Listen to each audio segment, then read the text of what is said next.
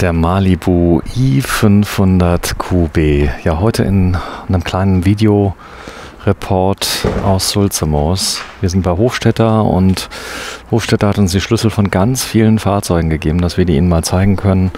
Und heute ein Modell mit Queensbett und Hubbett. Das habe ich schon mal halb für Sie runtergelassen, dass Sie mal sehen können, wie der Unterschied ist. Und daneben ein Carthago Super Lightweight. Auch den wir uns gleich mal anschauen, etwas genauer. Aber zunächst mal zu diesem voll integrierten mit der Thule-Markise auf dem Dach drauf, die also kaum aufbaut und der Silhouette wirklich nicht schadet. Ja, Fenster bauen fast nicht auf. Das sieht man sehr schön. Eine große Garage ist hinten drin, die vom Doppelboden beheizt wird, denn wir haben ein komplettes Doppelbodenkonzept hier im Fahrzeug, was extrem sehenswert ist. Und das werden wir euch gleich mal zeigen. Die Kurbel hat ihren Platz und die Ladekante hier von der Garage, die riesengroß ist, die Garage, die ist wirklich sehr, sehr, sehr tief. So, alles hat hier nochmal eine Beplankung unten aus Aluminium, die durchgehend ist.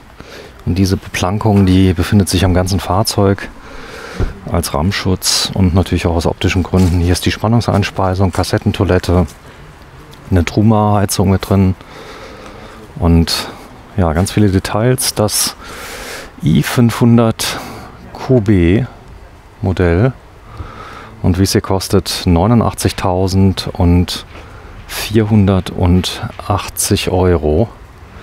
Ja, der Einstieg in eine kleine Liner-Klasse, dafür nagelneu. Automotives Design und wir gehen am besten mal rein. Schauen wir uns das Fahrzeug mal gemeinschaftlich an, denn es gibt einiges zu sehen. Mal gucken. Machen gleich mal den Doppelboden auf. Zeigen das mal, denn der ist komplett beladbar von der Seite. Also dort, wo die Klappen sind, ist jeweils Doppelboden drin, der ist beheizt und die kann man auch komplett durchladen. Und der ganze Fußboden wird beheizt, bedeutet keine kalten Füße mehr. Ich habe quasi eine rundumlaufende Fußbodenheizung mit drin. Hier sieht man auch in der Verarbeitungsqualität, wie das Ganze verarbeitet ist. 3 Scharniere, die komplett offen gehalten werden. Ich habe einen zentralen Ablass, das heißt im Winter habe ich eine Stelle, wo ich alles komplett ablassen kann. Brauche da nicht groß zu suchen. Das ist Standard. Schlösser klicken zu. Große Schlösser bedeutet, da ist was drunter, Staufach, und die kleinen Schlösser, das sind dann jeweils Serviceklappen. Auch da werden wir eine mal gleich öffnen. So, klassische Form hier. Beim Wohnmobil eine Exitsbank mit 2 Plätzen direkt am Eingang. Natürlich Fliegengitter integriert. Die Aufbautür mit Fenster zum Rausschauen und 2 Fächern mit drin. Da kann ich so die wichtigsten Sachen schon unterbringen und ein großer breiter Handlauf. Zum Einstieg auf der linken Seite nochmal ein Handlauf. Hier kann ich mich dann festhalten beim Einstieg. 2 Stufen habe ich, die es zu überwinden gilt, aber das Fahrzeug liegt sehr tief. Hier ein komplett verstellbarer Tisch, den ich sehr einfach verstellen kann. Da unten ist ein kleiner schwarzer Knopf. Wenn ich den drücke, das mache ich jetzt mal, dann kann ich den Tisch in alle nur erdenklichen Positionen verschieben und kann ihn auch um 360 Grad drehen. Das Drehen geht relativ schwer, aber der Vorteil ist, dafür bewegt sich auch nicht während der Fahrt. Und wenn ich dann hier loslasse, also hier unten habe ich diesen kleinen schwarzen Knopf, den drücke ich und in dem Moment kann ich den Tisch dann bewegen. Hin und her, diagonal, kann den wegbewegen, kann auch komplett aus dem Gehbereich raus bewegen. Hier oben drüber habe ich ein Hubbett. Ich habe das mal so halb hochgelassen, dass man das mal sieht. Das Hub ist manuell. Hat eine sehr, sehr große Liegefläche und ist bei Bedarf dann runterzuziehen oder halt hochzuklappen. Man zieht es zu sich. Es geht relativ einfach. Hier ist es jetzt mal ganz unten als Beispiel und hier sieht man auch mal, wie groß die Liegefläche ist. Circa 2 Meter mal 1,80 Meter. Also hier können 2 Leute ganz bequem drin schlafen. Wenn ich es nicht mehr brauche, klacke ich es einfach hoch. Und jetzt ist das Hubbett weg. Und ich habe komplett den Fahrerhausbereich mit zum Wohnraum. Natürlich, wenn ich das Hubbett benutzen möchte, muss ich die Sitze umklappen. Beides klappt nicht. So, dann habe ich hier noch Licht integriert, direkt unterm Hubbett. Hier habe ich dann den Zugang zu meinem Fahrerhaus. Standard Fiat Ducato Agouti-Sitze, also hochwertige Sitze mit Mikrofaser dann auch bezogen. Ich habe dann große Staufächer durch die Vollintegration, die ich hier einfach sehe. Und jede Menge Ablagefächer dann auch noch für Getränke und Kleinkrams. Hier kann ich dann nochmal eine Dose reinstellen oder einen Becher. Ein Pioneer-System mit Rückfahrkamera, elektrische Fensterheber und die Fahrertür lässt sich dann auch nochmal öffnen. Das ist also auch nochmal ein schönes Detail, dass ich also hier aus der Fahrertür beim Vollintegrierten nochmal aussteigen kann. Die Verdunklung, die geht einmal elektrisch von oben nach unten. Da oben sieht man, also da wo der Puschel ist, da fährt eine Jalousie runter. Und ich habe an der Seite einfach dann Lamellenvorhänge, also solche, wie nennt man die, Plissés, die ich einfach zuziehen kann und damit kann ich alles komplett dann verdunkeln. Ja, schauen wir uns das Ganze mal an. Eine Besonderheit ist hier auch immer, dass ich in vielen Fällen durchladen kann. Das zeige ich mal gerade. Also hier drunter ist dann nochmal eine Öffnung, sodass ich also hier direkt an den Boden rankomme, den ich dann auch von außen beladen kann. Hier kann ich dann jeweils eine Kiste oder sowas reinstellen. Der Fernseher, das ist manuell, den ziehe ich einfach aus, habe den jetzt hier dabei, kann ihn nochmal rausschwenken. Also er steht jetzt nicht so fest drin, aber wenn ich jetzt hier gegenüber sitze zum Beispiel, dann habe ich schon mal einen sehr, sehr guten Blick auf den Fernseher. 32 Zoll von Alphatronics. Und wenn ich ihn nicht mehr haben möchte, dann ziehe ich ihn einfach rein. Das Ganze ist unterstützt von einer Gasdruckfeder, auch sehr leicht zu bedienen.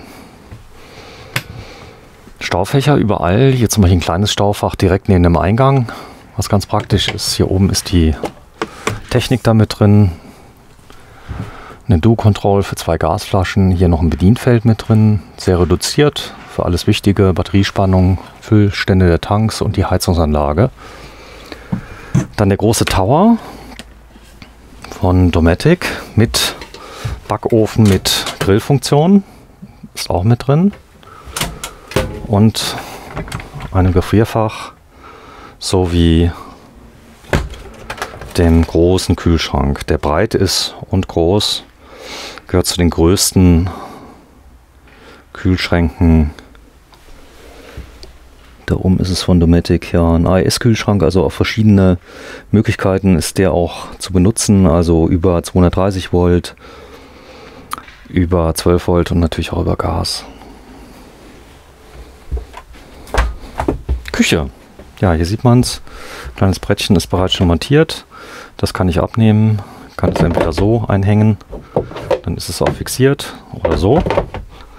Habe ich eine Ablage, das wäre richtig rum. Und hier kann ich dann auch noch Sachen ablegen, kann darauf arbeiten. Das ist sehr, sehr stabil.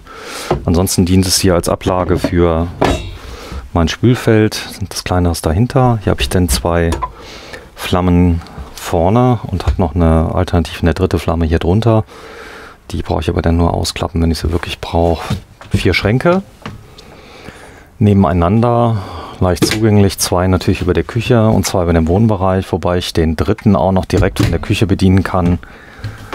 Komme ich also noch dran. Beim 4. Da wird es schwer. Überall habe ich nochmal Ablagen. Zum Beispiel hier unter dem Hubbett ist eine Ablage drunter. Und ja, hier vorne sieht man noch, da ist ein Vorhang mit dabei, ist das Hubbett nämlich unten. Wenn ich das also runterklappe, kann ich den Vorhang nehmen und kann den benutzen, um mich dann nochmal zu vereinzeln. Das heißt, wenn ich da also jetzt runterklappe, geht auch federleicht, kann ich hier jetzt öffnen und habe dann den Vorhang dann offen und kann den dann zuziehen an beiden Seiten, um dann mir ein bisschen Privatsphäre dann zu schaffen. Das zeige ich mal ganz kurz. Da wird zugezogen. Das ist der Vorhang und das geht auf beiden Seiten.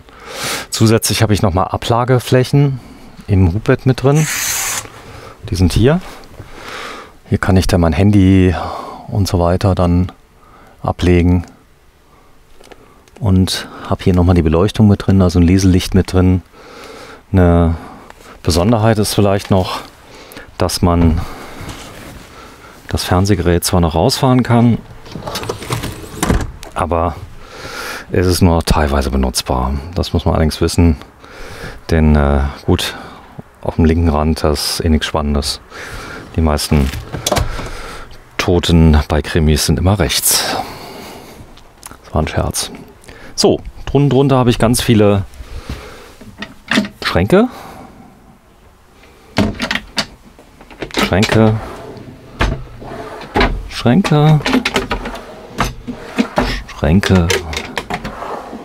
Müll und Schränke. Gut, in der Küche, glaube ich, kann man Schränke immer gebrauchen. Viele Schränke. So, hier kann ich auch noch was abstellen. Gewürze und Co. Ja, das ist der Schlafbereich. Ein Queensbett zusätzlich nochmal zum Hubbett, begehbar von beiden Seiten. Ja, das ist wirklich Luxus pur, und auch dieses Bett kann ich hinten hochstellen, wenn ich also lesen möchte.